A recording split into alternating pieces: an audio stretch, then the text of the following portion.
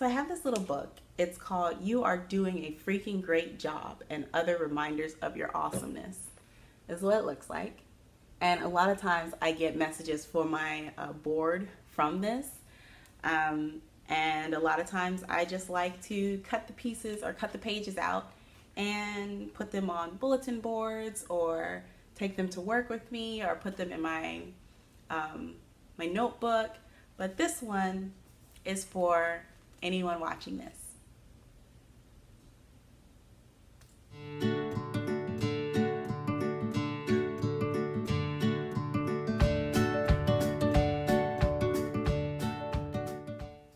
Hi friends, welcome to episode 53 of the Quirky Monday Craftcast.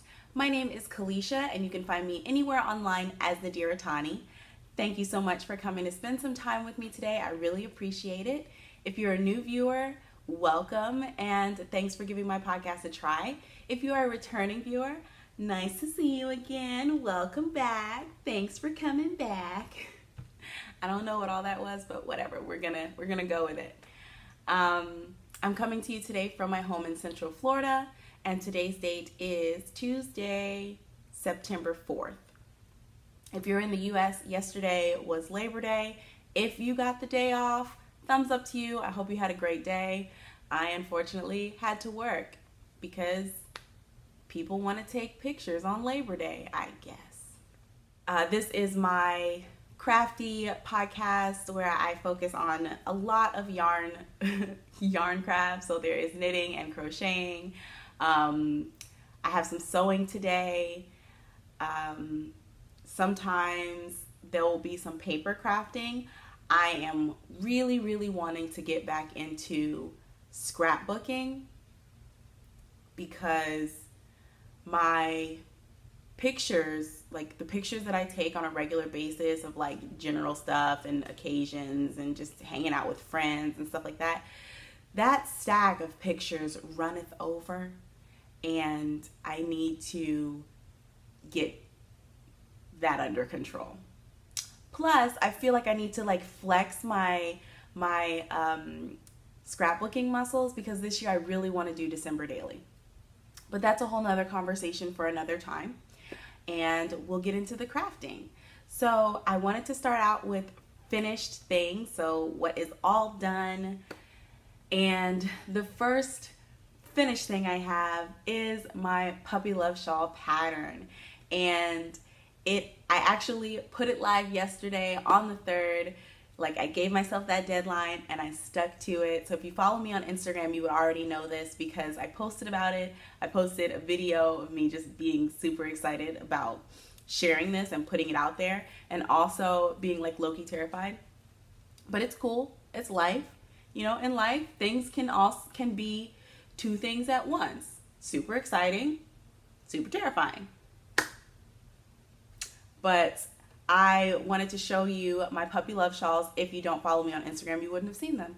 So here is the first Puppy Love Shawl. This is the one that started it all. And she's a biggin. So these dimensions and stitch counts and everything on here are not the final pattern numbers and stuff. Because this one was like a freestyle idea that I wanted to create using these yarns. Now this yarn is a one-of-a-kind that was dyed for me by Caitlin of the Wool Drill podcast. I won one of her knit-alongs like last year and this was a prize. And then this brown and tan yarn that you see here is dyed by me. This is the Kiva colorway. And then I'll turn it around. The black and brown is also dyed by me, and that is Tootie. So, oh, and the bottom one here is Tucker by the Fiber Seed. So, this pattern, this design is just all the puppies that I love. Hence the name, the Puppy Love Shawl. Yeah. But, it has some very special it has a very special feature that I am so stinking proud of, and that is this crochet brioche. Now, speaking of the puppies, they're outside and Tootie is yelling at somebody. So I'm gonna go ahead and let them in. Be right back. Okay, so if you can hear the pitter patter of little feet, that's Kiva and Tootie. You gonna go lay down? No? You gonna come over here? You gonna come up here and say hi? No? You just gonna look at me? Okay. All right, carry on. Kiva is such a creeper. Oh, Kiva. All right, so as I was saying, this pattern features a crochet brioche technique that I'm super proud of. It is a kind of a twist on a front post, back post ribbing. So I have this feeling that like whatever you can do with one type of craft, you can find some way to create that same idea in another. It may be slightly different, but the bones can be the same. So when I looked at knitted brioche, you see that it's basically a ribbing, like you have the ribbed texture, and then on one side you see one color, on the other side you see the other color. Now whenever I looked up crochet brioche, I was seeing all of these interlocking crochet, which created like the ribbed stripes, like vertical stripes on one side, and then on the opposite side it was horizontal. So I wanted something that would mimic, or that would be like the same idea as the knitted one, with the vertical stripes on both sides, each side having its own color. So that is where this technique came in. So if you can do a front post and back post double crochet, and that's US terms, you can do this brioche. So I'm going to take this off because Florida, and I'm going to show you the other two that I made. So the second one that I made, don't fall down, is this one. Is that the front? Nope, it's the front. So this one, it is 3 colors. The one that I just showed you was 4. So this is a 3 color. And the final pattern is written for 3 colors. So you have your color 1 section, then you have your brioche, and then in your color 2 and color 1, and then you have the last section in color 3. So, and you can see the brioche better on this side. So there's one side, and there's the other side. So I am super proud of that. So you have a completely reversible fabric, super simple to do, and I love it. So that is the second puppy love shawl that I made. This one was the one that I was like working out the kinks of the pattern and getting my numbers right and getting like all the little details and the little instructions correct. And then I made the third one, which is the pattern sample, and it is completely made to pattern. So this one, it is bigger because I decided to go up, maybe I should not cover my face. This one is bigger because I decided to go up to worsted weight. Both the first and second puppy love shawls were made with DK weight yarn. And when I was making the second one, I was like, oh, you know, I really like this size. I like this, like the scale that it was on. But then I realized that DK is kind of hard to get in the US. And I didn't want this to be something that, you know, you would have to like special order yarn for. Like, as y'all know, I am all about saving. So if I could create a way for this shawl to be like the yarn for the shawl to be easily attainable, that's what I wanted to do. So I modified my notes and everything and went up to a worsted weight yarn. So that's why this one is considerably larger, but it's still a three color shawl. You have all of your sections, and then here's the brioche again. So there's color A, or color 1, and color 2.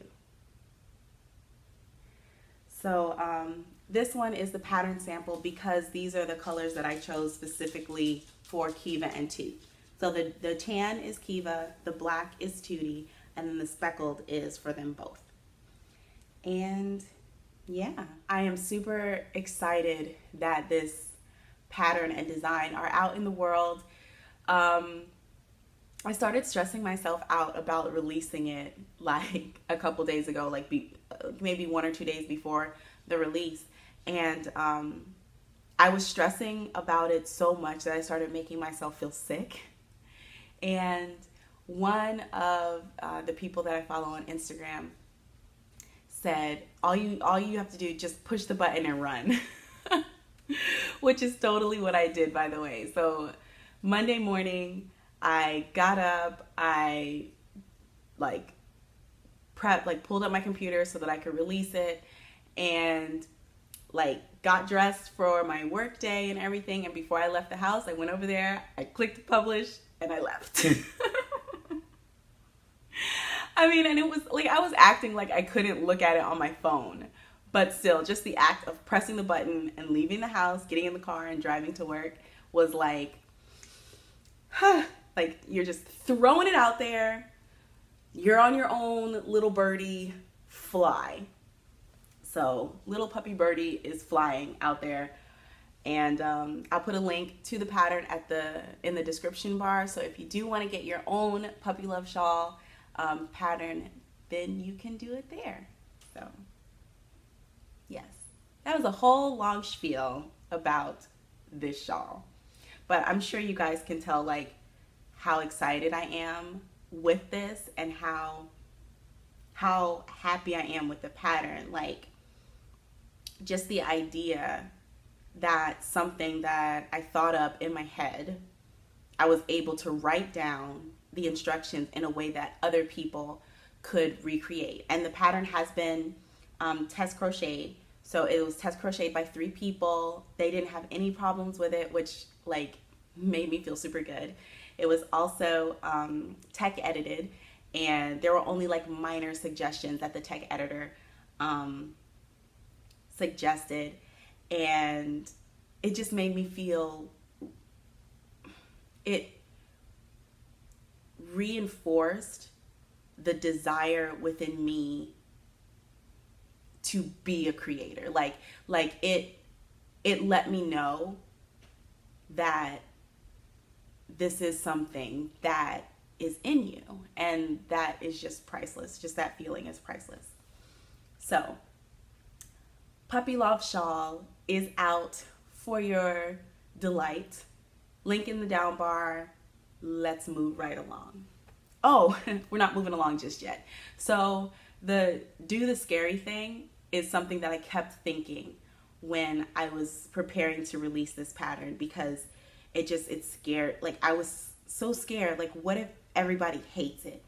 And I find that is kind of a face of the anxieties that I deal with, is what if nobody likes the thing that you're doing? Or what if it fails? What if you have spent all of this time, all of these months putting together this thing, and you put so much of yourself into it, and when you put it out there in the world looks at it and says, what is that hot garbage that you just served up to me on a plate? And I had to keep telling myself, do the scary thing, just do it.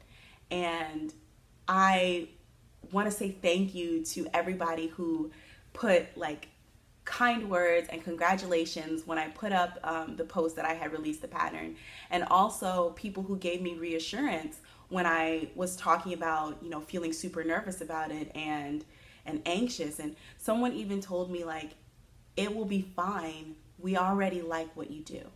And I think that is important to, as consumers, if there is a creator who you like what they do, tell them.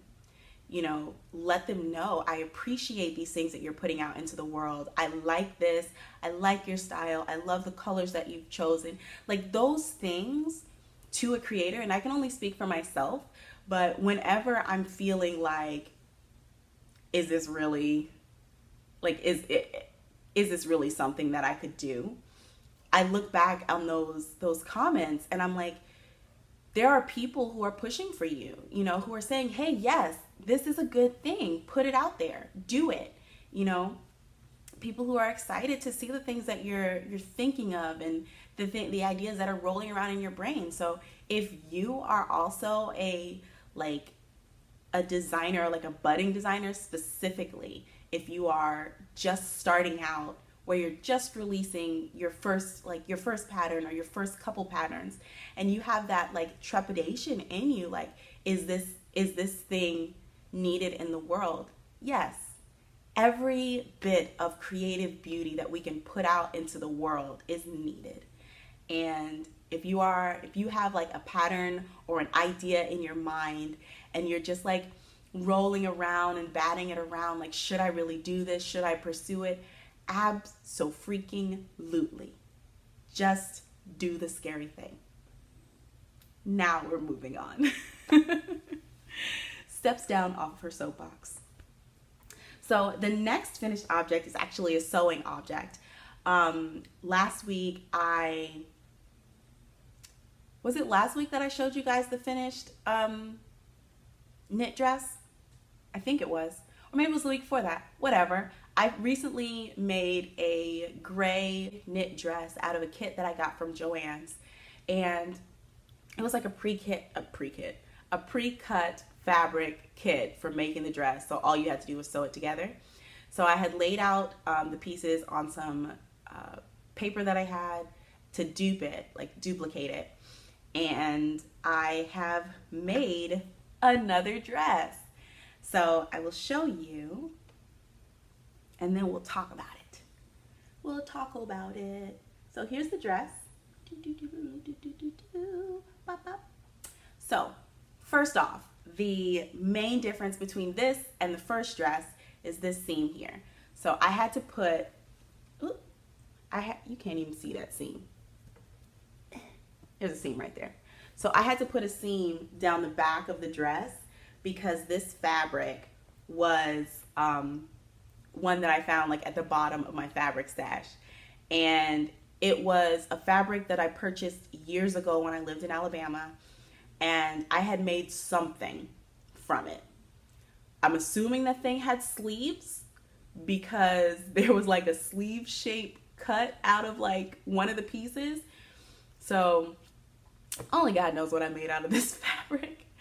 But when I looked at it, I thought, I bet I can squeeze one of these dresses out of that fabric. So I ended up having to, the pattern pieces are made for one front piece and one back piece. And then you do like a strip of the fabric for the bindings around the neck holes and armholes. Neck hole and armholes. So I laid the fabric out, and I only had enough to do the front piece on the fold. So then I had to add in seam allowance for the back piece so that I could sew it together. And honestly, I just winged it with adding the seam allowance. Like I think I put my thumb up against the edge of the pattern. Like the edge of the pattern was right here, and then I just cut a line right here. So the seam allowance is fudged, whatever. But because of that, I think, oh, and you can see it perfectly. The back droops like that. So like when I'm wearing it, the back droops. And the sleeve, the armholes the shaping wasn't quite right. So they came down to like here. So I just put another seam in there, and it's fine. It's super comfy. Of course, because Kalisha can't have nothing new, I finished this like one night and then I wore it the next day. What else? But it's super comfortable. I really like it. Again, those seams for my top stitching, I could definitely do better. Well, I guess I could show you on the outside. It doesn't look so bad on the outside. But there were definitely places where it was just like, oh, Kalisha got a little drunk. Ooh. I don't know. But I really like this dress pattern. I really like how it fits. I like how comfortable and breezy it is. So I am definitely going to be making a couple more of these. I think the next one I'm going to make is going to be like in a patterned fabric, because as of now I just have the solid gray and the solid green. So yeah, I might have to check out, you know, Joann's for some more of this fabric. I wanted to make a black one. I don't know if that's gonna happen because I live in a house with 2 little dogs, and one of them, actually both of them, have little white furs. And dog hair is like glitter. So if I made a black dress like this, there would be so much dog hair just woven into the fabric. Like, it would be one. Like, oh, this fabric is rayon, spandex, and Kiva. That's the story of my life. But yes, this is my last finished object, so we will jump on to works in progress. So, what do I want to talk about first? Let's talk about the one that has grown too big for its bag. And that is my test knit of the Aria top by Safiyyah, also known as Drunk Knitter on Instagram. And this is how it looks. This looks like it's not going to fit me, but it's going to fit me, guys. It's going to stretch. So this is the fabric that it's knitting up. And it's actually, you knit it inside out. So it's going to be the reverse stockinette side. But don't lose any stitches, girl. So this top is originally written to be a crop top, but I'm doing the longer length. And I think, yes, yesterday I got to the armhole shaping. It's going to be like a halter top, I think is. Yeah, a halter top. So I got to the armhole shaping yesterday, and it uses an I-cord edging, which I have never done. So as you can see, I have a lifeline in just in case this all goes wrong and I have to rip it all out. But hopefully, I mean, it looks like it's going right. Is that how an I-cord edging is supposed to look? Looks right to me. We just gonna keep it pushing. So yeah. What else can I tell you about this? I am knitting this with Joy DK from Michaels in the leaf colorway. And I am currently knitting on 3.5 millimeter Chalgu red lace needles, and that is a US 4. So we've got the back on another set of needles just chilling. We're gonna knit the front, and then you knit the back, and then you do something else, but I haven't read that far into the pattern. One of the ladies who is also test knitting has finished hers, and I'm just like, am I knitting super slow? I don't think I'm knitting slow. I don't know. I have only been knitting on this pretty much for the past week, because this was a whole lot of stockinette, y'all. It was a lot. I'm on my second ball, which should take me through the end of the top. And yeah. So I was knitting on this last week, and my nails were painted red. And just looking at my red nails as I was knitting this green yarn, and this is just like a perfect green to me. It was just giving me all of the Christmas feels, like all of them, all of the Christmas feels. So much so that I got my How the Grinch Stole Christmas book out and was like reading it alongside knitting. Like, but I think this is going to be a Christmas outfit. And I kind of wanted to do something in the, kind of along the lines of the, what was that sweater? It was by Andy Satterlund, and everybody and their grandma knit it for last Christmas. I can't remember. I'll put the name at the bottom of the screen. But it was super cute. It had a little Christmas tree on the front. But I was thinking like kind of doing something like that, but not exactly like that, because her Christmas tree was like knit into the fabric of the sweater. I was thinking of in some way like putting beads maybe on it. This idea has not been fleshed out. It's literally like a flash pan of an idea in the back of my mind, just like I could be awesome or I could be a fail. We don't know yet. So creating some sort of Christmas tree idea on the front of here I think would be super cute. And then I just have this image in my head, which most likely won't happen, but like wouldn't it be super cute to wear like this halter neck sweater with a super fluffy red tulle skirt, right? I just want to take pictures in that just because I feel like it would be awesome. Or maybe I could be like more sensible and just like make a, I don't know, gathered red skirt out of fabric. That way it's more wearable, because as quirky as I am, I don't think that I would be able to find many places to wear a giant red tutu. I don't know. But this is definitely going to get major Christmas action. Major.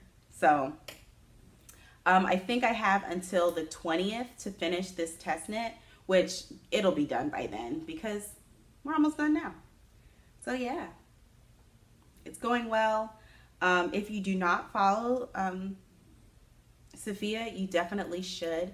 She has some really cool designs. She just recently posted a picture of this like long line knit sweater, like short sleeve, I believe it was short sleeve, knit sweater with like a swooped hemline in the back. And I was just like, for real? Okay. And I commented on it to like compliment her on the color choices and stuff. And she was like, I don't mean to be an enabler, but this will look so great on you in like a yellow green. And I was like, those are my colors though. I mean, you guys know, those are my colors. So yes, that is my first work in progress. With any luck, it'll be a finished object next week. I'm not putting in any like promises, but if I could have that done by next podcast, that would be awesome. My next, who is this? Gemini? Yes, my next work in progress. I'm going to show you Gemini. It's just going to be real quick.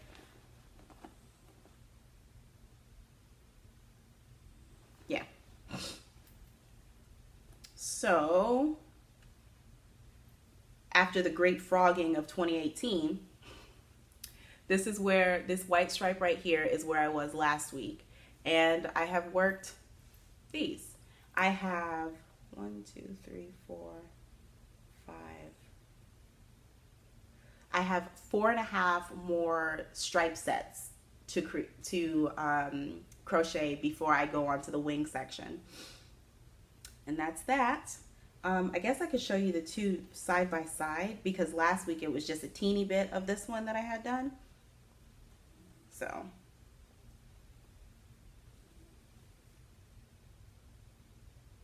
Don't drop your shawl in your tea. Life lessons.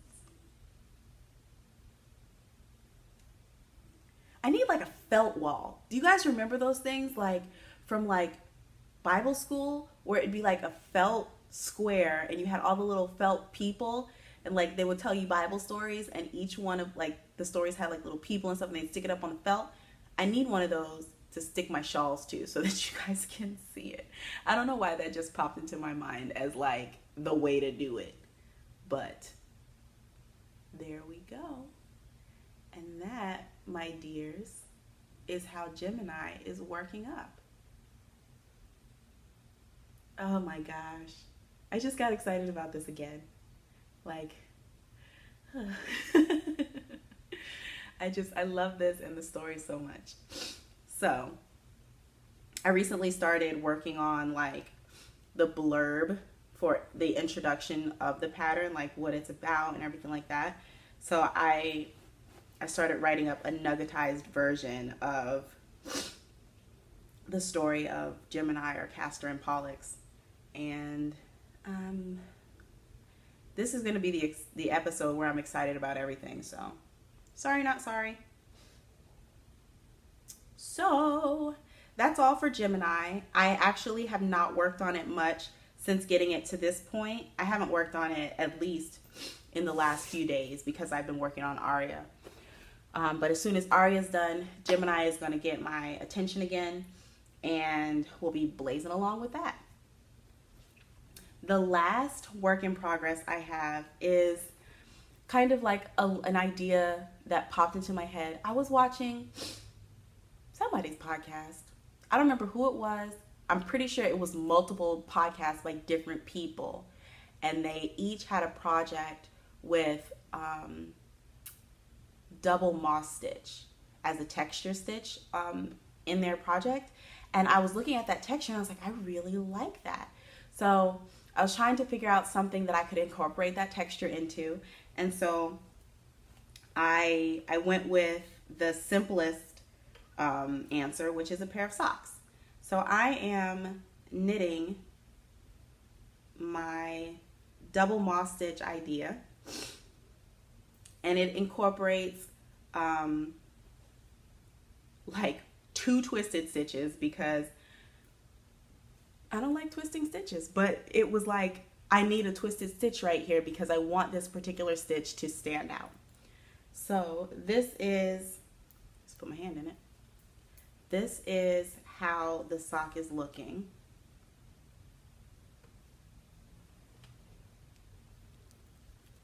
So you have a panel of double moss stitch in the, like, going down the whole middle, and it's flanked by 2 lines of twisted knit stitches and then some purls just to really accentuate that double moss stitch.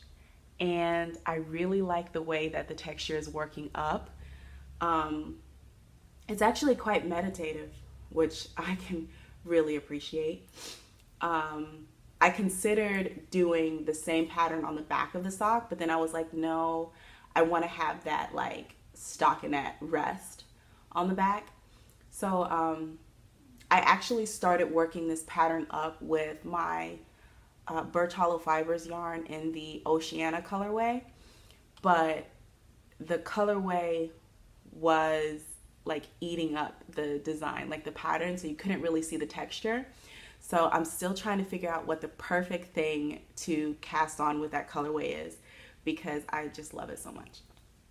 Anywho, the yarn I am using, both of these are Deborah Norville Serenity Sock from Joann's. The bottom, it's probably just called gray. Oh, I'm sorry, it's called charcoal. So the main color is charcoal, and the green I think is woodsy green. And it's some leftovers that I had from a sock that I made like a month of Sundays ago. So those are my little minis that I have left over. And yeah, so I think this pattern is gonna go all the way down the front of the sock, and I'm toying with the idea of continuing it into the toe, which I think will look really fun. But yeah, it will have a contrast heel, and if I decide to continue the pattern onto the toe, then there won't be a contrast toe, but if not, then I will have a contrast toe. So yeah, that's what I've been working on, like in between, like when I got tired of doing the endless stockinette on Aria, I'd pick this up and work on that. So this is just an idea bubbling around in my brain, as they do. Yes. And that, ladies and gents, is the end of the work in progress section. I don't have any maker plans this week, so that brings us to Black Fibers, Black Threads. This week on Black Fibers, Black Threads, we're going to talk about weaving. Yay! Recently, I came across the Instagram user Ms. Loom Weaver, and what I really like about her feed and what she's doing is that she is creating these woven pieces with super inexpensive materials. And like, I was looking at one of her pictures and I was like, are those thumbtacks? And yes, they are. She has created what she calls a push pin loom, where and she has like the steps and instructions to create your own, where you can create a loom which is like those looms that you find like at Joann's or Michael's. I think they have like a Martha Stewart one that has all the pegs, like the peg looms. She's created or translated that idea into a like do-it-yourself, low-cost product. And so when I was looking through her feed, she just has like so many different ways that she weaves with these looms, and everything that she does is not on the push pin looms that she's created. Like some of them are on like the Martha Stewart type looms or other types of peg looms, but it's just really cool to see that, you know, if you want to create these like wall hanging tapestries or, you know, woven garments, like she creates like wearable garments from like the little squares that she makes on some of her looms. She has ones that make little squares, she has ones that make bigger squares. And for me, that was a real awesome discovery, because whenever I see other people who are trying these crafts or learning these skills, I want to try and I want to learn too, but I don't have like the disposable income to purchase a loom. You know, I would love to learn how to like weave on like an actual like weaving loom. That would be so awesome. And I feel like that would be a really interesting thing to learn, as well as a good skill to have. But I don't have the money to like shell out for the startup of that. And looking through her feed, seeing the different things that you can create from these, basically like they're almost like the pot holder kind of squares that you learn how to do like in elementary school. And then of course some of them are larger. Some of them are woven on the bias, which I didn't even know you could do. So I'm definitely going to be reading her blog, learning how to do these weaving techniques, and bringing out my little, like the little looms that I've shown you guys like a while ago. I have like a little vintage toy loom, and I could totally create these kind of squares on it. And I just love the ingenuity that I see a lot of times in the Black community. And not saying that other communities are not able to create these things or come up with these solutions or anything like that, but specifically for my community, I just love that creativity, and that if I want to do a thing, I can find a way to make it happen, is something that I see a lot within the Black community, and it warms my heart, y'all. But I definitely encourage you to go check her out. I will put a link to her blog as well as her Instagram in the down bar. But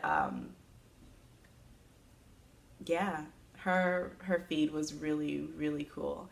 And I'm actually gonna go dig out one of my looms today. I put them all like together, like I'm gonna use you one day. I'm gonna learn how to do it. I'm gonna make like awesome use of you guys. Don't you worry. And they've just been sitting over there patiently waiting for me to get my life together. But yes, so fingers crossed you guys will see me learning these different techniques and everything from her blog and her Instagram. And yeah, so that's your little person to check out for so yeah, that's your person to check out for our Black Fibers, Black Threads segment this week. And that's everything for the fibery content, which is, I knew it was going to be short because I was looking when I wrote down my notes, but I didn't realize it was going to be this short. So that's going to take us to life and whatnot. So the first big life and whatnot thing that I want to talk about is happy birthday, Quirky Monday! On September 1st, that was the 2-year podiversary for the Quirky Monday Craftcast. It's been 2 years since I posted my first video, well, my first podcast or first Craftcast video on here, and that is kind of crazy. Like, I've been doing this for 2 years.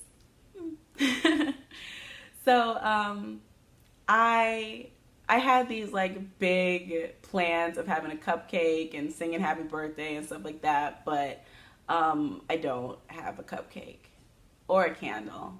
So all I have is this tea, which is really good, by the way. It's Bigelow vanilla chai with some milk. So happy birthday to you. Happy birthday to you. Happy birthday, Quirky Monday. Happy birthday to you.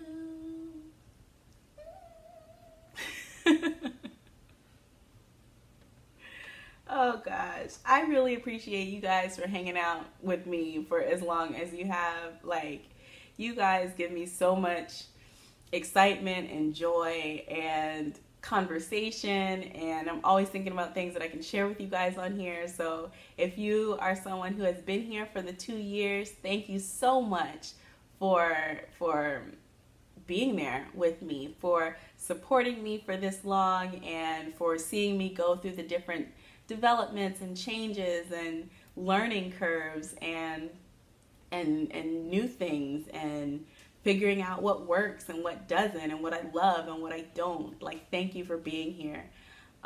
If you're someone who just started, I hope that you hang around with me for 2 more years, and however many more years I keep this up. Thank you for being here. Thank you for watching. Thank you for commenting. Thank you for following me on Instagram and commenting on my posts there. Thank you for, like, I don't know, if you share this podcast with anybody, thank you so much for that. Like, thank you for making this endeavor not a shout into the void. That's all I have for you guys today. I guess I've already said my thank yous.